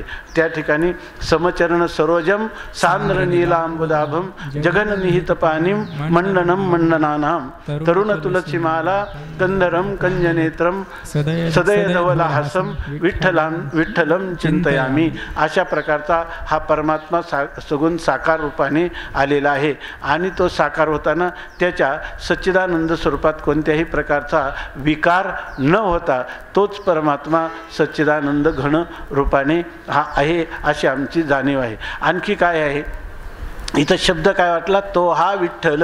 पण तो हा विठ्ठल बरवा. आपलं एक चिंतन पुन्हा लक्षात घ्या की या ठिकाणी आपल्या संप्रदायाच्या तत्त्वज्ञानामध्ये ईश्वरनिष्ठाही आहे आणि ब्रह्मनिष्ठाही पण आहे. कारण का हा वेदांती श्रौतास्तिक आहे. जर तुम्ही इतर दर्शनकारांना विचारलं, न्यायदर्शनकारांना, तर तुम्ही परमात्मा ईश्वर मानता की नाही तर ते म्हणतात मानतो. का? तर्काने सिद्ध आहे. आणि वेदांत्याला विचारा तुम्ही ईश्वर मानता की नाही, तो म्हणतो मानतो. पूर्वमीमांसकाला विचारलं तर तो म्हणतो ह्याची गरजच आम्हाला वाटत नाही, ईश्वर मानण्याची गरजच नाही. सांख्याला विचारलं तो म्हणतो आम्हाला याची गरज नाही. योगाला विचारलं तो म्हणतो पाहिजे पण विकल्पाने असला तरी चालेल, नसला तरी चालेल. जर कधीकधी योग साधनेचे प्रतिबंध निवृत्त करताना ते ईश्वराची उपयोगिता होते. म्हणजे ईश्वर जीवनातलं साध्य नाही, एक साधन आहे आणि ते विकल्पाने अशी त्यांची धारणा आहे. पण वेदांत्याला विचारलं तर वेदांती काय सांगतो, ईश्वर आहे म्हणजे आहे. का? अपौरुषीय वेदांनी सांगितलेलं आहे. म्हणजे वेदांती हा श्रौतास्तिक आहे आणि नैयायिक हा काय तार्किक आस्तिक आहे. तेव्हा हा सुद्धा त्या दोघांमधला भेद आहे. आणि या ठिकाणी हा वारकरी जो आहे तो श्रौतास्तिक असल्यामुळं जे काही सगुण साकार स्वरूप आहे त्या सगुण साकार स्वरूपाची उपासना त्याच्याकडून सहजच घडत राहते आणि ती ईश्वर निष्ठा त्याच्या ठिकाणी राहते. कारण का? व्यवहार हेतू भट्ट नाही. हा व्यवहारामध्ये जे काही कुमारील भट्टाचं आहे असं आपण मानतो, तसं ज्या वेळेला तुम्ही देहभावावर आहे त्यावेळेला तुम्ही मात्र असंग निर्विकार अद्वितीय नित्यशुद्ध असं प्रत्येगात्मस्वरूप आहे की नाही, आणि ईश्वर मात्र मिथ्या असं कधी होत नाही. तुम्ही ज्या वेळेला शरीराधिकाचं भान असतं, व्यवहार काल असतो, त्यावेळेला श्रुतीनं प्रतिपादन केलेला व्यवहार काळातला ईश्वर हा उपास्य आहे आणि तुम्ही उपासक आहात. आणि उलट तुम्हाला झालेलं ज्ञान जे आहे, ज्ञान हे वस्तुतंत्र आहे, ज्ञान हे प्रमाण प्रमेया अधीन आहे. एकदा योग्य प्रकाराने ज्ञान झालं की त्या ज्ञानामध्ये विपर्य किंवा संशय निर्माण होत नाही. जर आता हे गणपती उदाहरण देतात, अनंत चतुर्दशीला जर चंद्राचं दर्शन झालं तर चंद्राचं दर्शन झालं की त्याच्यावर कायम आळे येतात. आमचा तो श्रीकांत तो म्हटला, आता आम्ही नेमकं तो इथं आला आणि ह्या आता कालच्या चतुर्दशीला आणि त्यांनी छत्री घेऊन बाहेर गेला आणि तो म्हणला नेमकंच मला चंद्र दिसला आज. म्हटला आता दिसला, तो म्हटला मला नाही पाहायचा, तर आता त्याला पाहता येईल का, आता आपल्याला विसरता येईल का, जर होऊन गेलं आहे की नाही. तसं पौरुषे वेदाने आणि गुरुच्या द्वारा जर तत्वमसी महावाक्य ऐकलं की तत्वमसी आई शिवानी एक वेळ पडता आणि अविद्या निद्रा गेली पळवणी तत्क्षणी जागीन नला. आता ज्ञान हे योग्य प्रमाणाने जर तुम्हाला ज्ञान झालं असेल, आता त्या ज्ञानामध्ये हे पुस्तक आहे असं मला जर ह्या नेत्रेंद्रियाने प्रमाणाने ज्ञान झालं, आता मला वाटेल का हा घट आहे, आता मला संशय येईल का हा घट आहे का हे पुस्तक आहे, येतच नाही. कारण योग्य प्रमाणापासून झालेलं ज्ञान आहे आणि पुन्हा ती वस्तू आहे तिथं, त्या वस्तूचं ज्ञान आपल्याला झालेलं आहे. तसं या आमच्या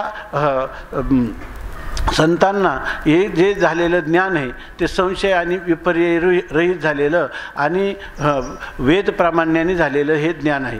त्यामुळं तुम्ही कितीही भक्ती केली, उलट त्यांनी सांगितलं का जितकं भक्ती वाढेल तेवढं काय आहे, त्या अद्वैत तत्त्वज्ञानाची ती काय भेद तव दून अभेदाशी, जितका आम्हाला भेदाचा विस्तार करू आता तेवढं भेदाधिष्ठान आम्हाला त्याच्या व्यापकत्वाची अनुभूती येईल. भेद तव दून अभेदाशी, जितका भेदाचा व्यवहार करू तेवढी अभेदाला बळकटी येईल असं ज्ञानोबराय अमृतानुभवामध्ये म्हणतात. आणि तीच गोष्ट या ठिकाणी सांगतात की आमची ईश्वरनिष्ठा ही दृढच राहते. म्हणून त्या ठिकाणी ब्रह्मशब्दाचा प्रयोग न करता काय म्हणतात, तो हा विठ्ठल बरवा, तो हा विठ्ठल. आणखी त्या शब्दाचाही प्रयोग जो केला आहे तो विठ्ठल शब्दाचा प्रयोग केलेला आहे. हे विशेष आहे. बरेच लोक म्हणतात की हे नाव काही कुठं विष्णू सहस्रनामात आलं नाही, कुठं पुराणात दिसत नाही, श्रुतीमध्ये आलेलं नाही, हे संतांनी उच्चारलेलं आहे, याचं फलश्रुतीमध्ये काही वैगुण्य होईल काय, अनेक प्रकारच्या शंका विचारल्या जातात. परंतु हे नाव जे आहे आपले वेदमूर्ती गणेश्वर शास्त्री सांगत असतात, संतांच्या मुखांनी जे आलं ना ते नाम ते वेदप्रणीतच आहे असं समजायचं. त्या आपल्या शेगावचे गजानन महाराज आणि त्यांचा मंत्र काय आहे, गणी गणगणात बोते. आता काय सांगायचं, गणी गणगणात बोतेला काय अर्थ आहे, पण तो काय झाला महापुरुषाच्या अनुभूतीतून तो प्रगट झाल्यामुळे तो मंत्ररूप झाला. तसंच हा विठ्ठल शब्द जो आहे हा संतांच्या मुखातून झाला, पण याला सर्वांना काय आहे, वेद प्रामाण्य आहे. त्यांनी सांगितलं की वेदामध्ये जे मंत्र येतो, स्वभूमीम विश्वतो वृत्वा आत्यतिष्ठत दशांगुलम. आता याच्यात शोधा विठ्ठल नाव येतं की नाही, स्वभूमीम विश्वतो वृत्वा वि आला ऐक ना, आत्यतिष्ठत ठ आला ऐक ना, दशांगुलम मध्ये काय झाला ल आला ऐक नाही. म्हणून विठ्ठलम, विठ्ठल शब्द जो आहे तो सुद्धा श्रुतीच्या आधाराने उत्पन्न होऊ शकतो. दुसरी गोष्ट त्याची व्याकरणाच्या द्वारा उत्पत्ती केली तर विदधाती लाती ठाती शून्यान गृह्णाती इति विठ्ठलाः. जो नष्ट दष्ट दुष्ट खाष्ट चांडा हा अनधिकारी आहे त्याच्यावरही जो कृपा करतो आणि त्याचा अंगीकार करतो असा आमचा भक्तवत्सल परमात्मा आहे. म्हणून तोच आम्हाला आवडतो. म्हणून म्हणतात तो हा विठ्ठल बरवा. म्हणजे आमच्या जीवनात जोपर्यंत आम्ही वृत्तीवर आहोत तोपर्यंत तो श्री विठ्ठल परमात्मा आमचं भजनीय आहे. आणि तोच बरवा, तोच भजनानंद घेण्यासाठी जो रूप आहे, समचरण दृष्टी विठेवरी साजिरी तेथे माझे हरी वृत्ती राहो अनिक न लगे माईक पदार्थ. जरी तो परमात्मा त्या ठिकाणी मायोपाधिक असला परंतु माया उपाधी हे तर आम्हाला माहीत झालं ना. त्यामुळं ते भक्ती करत असताना आम्हाला माईक पदार्थ प्राप्त व्हावेत असं वाटत नाही. उलट आम्हाला काय वाटतंय, आम्ही भक्ती करतो माया उपाधिक परमात्म्याची आणि आम्हाला माया जी आहे ती आम्हाला कधीच बाधत नाही. कारण का, तो हा माधव बरवा, तो त्या मायेचा धव अधिपती आहे. आणि त्यामुळं जर माया काय एक हे तुका म्हणे माया आणि होय दासी लागे पाया. अहो, त्या मायाधीश परमात्म्याचा असा काही प्रभाव आहे की तुटे भवरोग संचित क्रियमान भोग ऐशे विठोबाचे नाम उच्चारिता खंडे जन्म वसो न शके पाप जाय त्रिविध तो पाप ताप जाय त्रिविध तो ताप. तुका म्हणे माया होय दासी लागे तुका म्हणे माया होय दासी लागे पाया ऐशे विठोबाचे नाम. मग त्या परमात्म्याचं तुम्ही म्हणाल की तुम्ही शेवटी निरुपाधिक ब्रह्माचं चिंतन करत नाही, सोपाधिक ब्रह्माचं चिंतन व्यवहार कालात करतात आणि तत्त्वज्ञान झालं म्हणता. अरे तत्त्वज्ञान झालं तर माया जशी मिथ्या असते, मिथ्या पदार्थ अधिष्ठानाची हानी करत नाही. उलट आम्हाला ती परमात्म्याचं जे काही शुद्ध सत्वात्मक मायेच्या उपाधीनं झालेलं जे स्वरूप आहे, पुढच्या अभंगात येणारच आहे, असं जे सत्य ज्ञानानंत गगनाचे प्रावरण नाही रूपवर्ण गुण जेथे, तो परमात्मा आम्हाला पाहायला मिळतो. आमच्या उघड्यात तो हरे श्रीहरी पाहिला डोळे भरी पाहता पाहणे दुरी सारोनिया. तुम्ही वेदांतात किती त्याला ज्ञानदेव म्हणे ज्योतीची निज ज्योती, त्या ठिकाणी तो ज्योतीची ज्योती आहे असं तुम्ही म्हणता, पण आम्ही म्हणतो तेही उभी मूर्ती विटेवरी. तुम्ही म्हणत पुढचाच अभंग सांगितला का, एक गंमत म्हणून सांगतो. तर याच्यामध्ये असं आहे, आपण कुठं आलो तेवढं लक्षात ठेवा. तर अशा प्रकारचं हे जे श्री विठ्ठलाचं जे रूप आहे ती माया आम्हाला बाधत नाही. कारण आम्ही ज्या मायाधीश परमात्म्याचं चिंतन करतो तो परमात्मा आम्हाला मायेची कधीही बाधा लागू देत नाही. शिवाय याच्यामध्ये अधिकारी प्रकरण नाही, कारण तो कसा आहे, विठ्ठल आहे. त्याच्यात त्यांनी आजा मेळ्याला सर्त केलेला आहे, त्या गणिकेला सर्त केलेला आहे, कान्होपात्राला त्या कान्होपात्रा एक वेश्या म्हणून वर्णन केलेलं आहे. आणि कान्होपात्रा भजन करीत आत्तापर्यंत असं सांगतात की जगामध्ये ज्या काही मूर्ती आहेत ना, परमात्म्याच्या ज्या प्रतिमा किंवा मूर्ती आपण म्हणतो त्याच्यामध्ये दोनच मूर्ती विशेष तेजवान आहे. आत्तापर्यंत ज्यांनी ज्ञानेश्वर महाराजांना वेध लावला, तुकोबारायांना वेध लावला, ज्या श्री विठ्ठल परमात्म्याच्या मूर्तीनं, ही मूर्ती एक जगामध्ये सर्वात सुंदर आहे. भरवा व हरी भरवा व गोपाळ गुण काय गरुवा गुण गरुवावो असा परमात्मा जो आहे त्याने वेधी येले मन तयाचे गुणे आणि क्षणभर न विसमे विठ्ठल रुक्मिणी. आणि दुसरी मूर्ती सांगतात वृंदावनला असणाऱ्या बाकेबिहारी श्रीकृष्ण परमात्म्याची मूर्ती ही लोभस आहे. आणि त्याचं कारण एक ऋषिकेशचे महात्मा आले होते नगरला, तर त्यांनी सांगितलं ह्या जगातल्या दोनच मूर्ती विशेष तेजस्वी आहेत किंवा मनोहर मनाला आकर्षित करणारे आहे. याचं कारण काय आहे, सगळ्या त्या मूर्तींमध्ये संतांचं तेज आहे.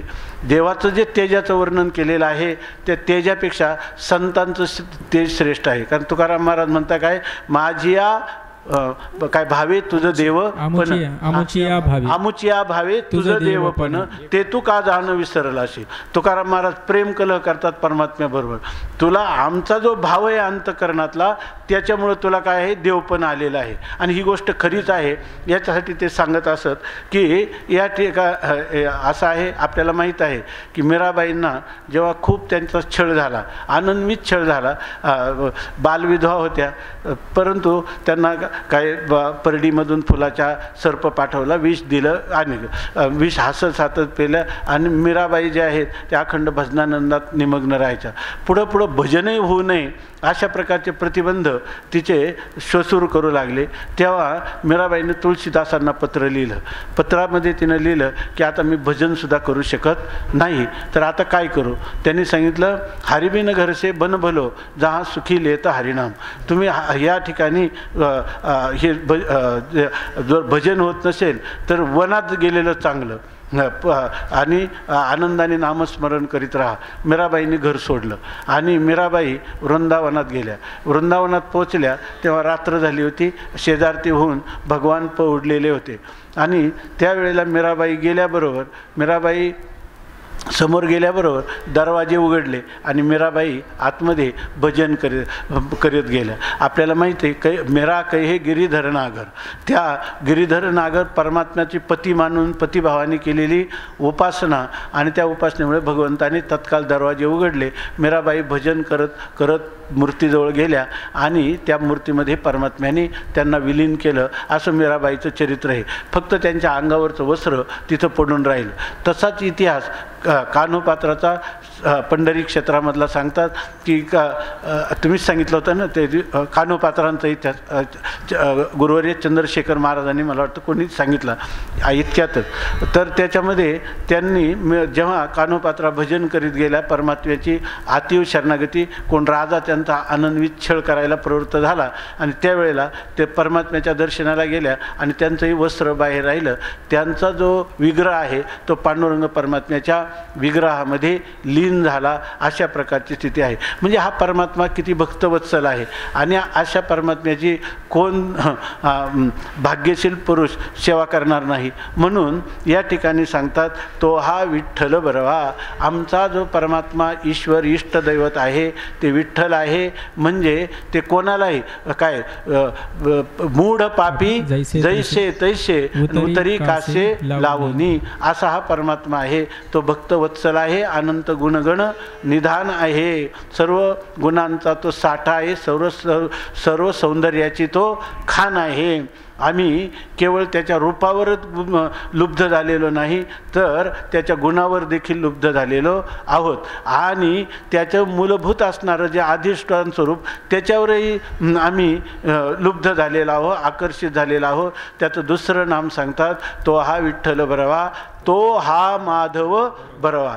याच्या ठिकाणी एका ठिकाणी सांगितलं विठ्ठल असा जसा आहे तसाच तो जरी माया अधिष्ठान असला तरी माया अधिष्ठान चैतन्य आणि माया अधिष्ठान चैतन्याचं मायेमध्ये पडलेलं प्रतिबिंब ह्या तिन्हींना मिळून ईश्वर अशी संज्ञा वेदांत सांगतो आहे की नाही. मग माया प्रतिबिंबित चैतन्य आहे ते त्या मायेचं काय करतं, नियंत्रण करतं आणि त्यामुळं मायेचे जे गुण आहेत ते गुण ते गुण आम्हाला बाधा करत नाही. उलट होतं काय, तुकोबारायांनी लिहिलं रक्तश्वेत कृष्ण पीत प्रभा भिन्न चिन्मया अंजन सुदले डोळा तेने अंजन गुणे दिव्य दृष्टी झाली कल्पना निमाली द्वैताद्वैत. तुम्ही द्वैताचा उपेक्षा करून अद्वैताचा अभिनिवेश काय करता, त्या पांडुरंगाच्या कृपेने आम्हाला द्वैत आणि अद्वैत हे दोन्हीही भ्रम कसा आहे हे आमच्या लक्षात आलं. हे द्वैताचा आणि अद्वैत हे दोन शब्दही परस्पर सापेक्ष आहेत. आम्ही स्वामी महाराज म्हणायचे आम्ही द्वैतातीत आहोत आणि पुन्हा म्हणायचे हे कमी वाटतं म्हणून आम्ही तितातीत आहोत असं स्वामी महाराज म्हणायचे. तसं या ठिकाणी देखील तो हा माधव, तो परमात्मा हा मायाधीश असल्यामुळं मायेचं कोणतंही जे काही उलट असं होतं. तुम्ही म्हणता काय की तमोगुण रजोगुण आणि सत्वगुण. तमोगुण रजोगुण हे पारमार्थिक जीवनाला त्या ठिकाणी बंधनकारक आहेत, परंतु सत्वगुण हा सोडवणार आहे असं आपण मानतो. परंतु सत्वगुणाचा अभिनिवेशसुद्धा गीतेमध्ये मान्य नाही. म्हणून त्या 14व्या अध्यायाचं नाव काय दिलं, गुणत्रय विभाग निरूपण, गुणत्रय विभाग निरूपण योगो नाम चतुर्दशोध्याया. पण खरं जर पाहिलं तर ते गुणातीताचं केलेलं वर्णन आहे. म्हणून परमात्म्याचं वास्तव स्वरूप जे आहे ते गुणातीत आहे. तेव्हा हा परमात्मा कसा आहे, रक्त श्वेत कृष्ण हे जे धर्म आहेत रजोगुण सत्वगुण आणि तमगुण. पण पीतवर्ण जो आहे तो कसला आहे, शुभ सत्वगुणाचा आहे.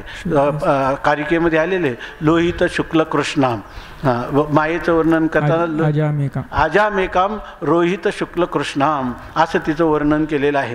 तर त्यापेक्षा ज्या परमात्म्याचं आम्ही भजन करतो तो परमात्मा अकारण करुणावरुणालय आपल्या भक्ताला जीवनमुक्तीचं विलक्षण सुख देण्यासाठी शुद्ध सत्वात्मक अशा प्रकारची वृत्ती आमच्या ठिकाणी करतो. आणि ही शुद्ध सत्वात्मक वृत्ती पुन्हा त्या परमात्म्यालाच विषय करत असते. आणि हे सामर्थ्य तो परमात्मा करुणेने आम्हाला देत असतो. त्यामुळं तो हा माधव भरवा तोही तितकाच उत्तम आहे. किंबहुना कृष्ण परमात्मा जेव्हा आपण म्हणतो ना बरेच लोक लक्ष्यार्थाने वाचायत आपण वेदांताचं चिंतन करताना सवय लागते, पण पहा ना मूळ ग्रंथांमध्ये पाहिलं तर असं नाही. सच्चिदानंद रूपाय विश्वोत्पत्त्यादी हेतवे तापत्रय विनाशाय श्रीकृष्णाय वयम नमः असं श्रीकृष्णाचंच वर्णन केलं की नाही. वास्तविक हे जे वर्णन आहे हे वर्णन कोणाचं येतो आईमानी भूतानी जयंते, हे जे तद्विजेते असतो तद्ब्रह्मेती, त्याला ब्रह्म असं म्हणतात. आणि इथं काय म्हणतात, त्याला माधव म्हणतात, त्याला विठ्ठल म्हणतात. म्हणजे जे ब्रह्म आहे तोच परमात्मा आहे आणि परमात्मा आहे तोच काय आहे, ब्रह्म आहे. परमात्मा या ठिकाणी आपलं इष्टदैवत, आपलं इष्टदैवत हे सर्वसार सर्वस्व आहे असं म्हणून केलेली त्याची भक्ती ही त्याला अगदी मुळापासून तर त्याच्या शिखरापर्यंत म्हणजे अथपासून इतीपर्यंत परमार्थाचा त्याच्या जीवन प्रवासाला स्वतः साक्षी आणि सहाय्यक दोन्ही होऊन त्याच्याकडून ही साधना घडते. आणि याची अनुभूती गुरुकृपेने ज्ञानोबारायांना झालेली आहे. म्हणून ते म्हणतात की त्याच्यामध्येही आम्ही काय म्हणतो, तो हा विठ्ठल बरवा आणि तो हा माधव बरवा. या ठिकाणी माधव शब्दाने माया अधिष्ठान परमात्मा जर घेतला तोही बरवाच आहे, परंतु मग माया शब्द का योजावा लागला तर त्या ठिकाणी मायाधीश आहे, तो तिचा धव आहे, पती आहे, त्यात तिचा अध्यक्ष आहे. म्हणून त्या ठिकाणी तो आपल्या भक्ताला जीवाला त्या ठिकाणी कोणतीही मायेचा माया एक अहंकाराचा नाही दुसरा एक अभंग एक माया जे आहे त्या मायेचा वारा आणि अहंकाराचा वारा दोन्ही त्याला लागू देत नाही. म्हणजे मायाधीश परमात्म्याचं भजन करत असताना मायेचा आपल्याला कोणत्याही प्रकारचा आघात किंवा माया आपला छळ कोणत्याही प्रकाराने करू शकत नाही. कारण ती माया जी ती परमात्म्याची काय आहे, दासी. तो का म्हणे माया आणि होय दासी लागे पाया. ती माया कोणाच्या पाया लागते, परमात्म्याच्या पायाला लागते का, परमात्म्याच्या पायाला लागलेलीच आहे. पण भक्ताला ज्या मायेच्या गुणांचा प्रतिबंध येईल तेही प्रतिबंध होत नाही. त्या शुद्ध सत्वात्मिका मायेच्या द्वारा तो विग्रह त्या भक्ताला पदोपदी रक्षण करत राहतो. म्हणून आपली सोडीला संसार माया तयावरी फार धावे चाले मागे मागे आणि सुख दुःख सोशी साहे अंगे अशा प्रकारची त्याची स्थिती आहे. आणि ही सगळी जी अनुभूती आहे हीच अनुभूती ज्ञानोबारायांची ह्या अभंगामध्ये या ठिकाणी अभिव्यक्त झालेली आहे. शब्दाच्या रूपाने रूप पाहता लोचनी सुख झाले व साजनी तो हा विठ्ठल बरवा तो हा माधव बरवा. आणि यानंतर ज्ञानोबाराय तिसऱ्या चरणामध्ये अत्यंत अनंत जन्मीचं सुकृत जर फलीभूत होण्याचा क्षण आला तरच भगवत भक्तीच्या विषयी किंवा भगवंताविषयी अंतकरणात प्रीती निर्माण होते असं सांगणार आहेत.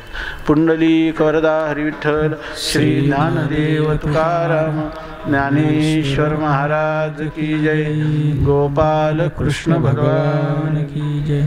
ज्ञानदेव तुकाराम ज्ञानदेव तुकाराम ज्ञानदेव तुकाराम ज्ञानदेव तुकाराम ज्ञानदेव तुकाराम ज्ञानदेव तुकाराम ज्ञानदेव तुकाराम ज्ञानदेव तुकाराम ज्ञानदेव तुकाराम ज्ञानदेव तुकाराम ज्ञानदेव तुकाराम ज्ञानदेव तुकाराम तुकाराम तुकाराम तुकाराम.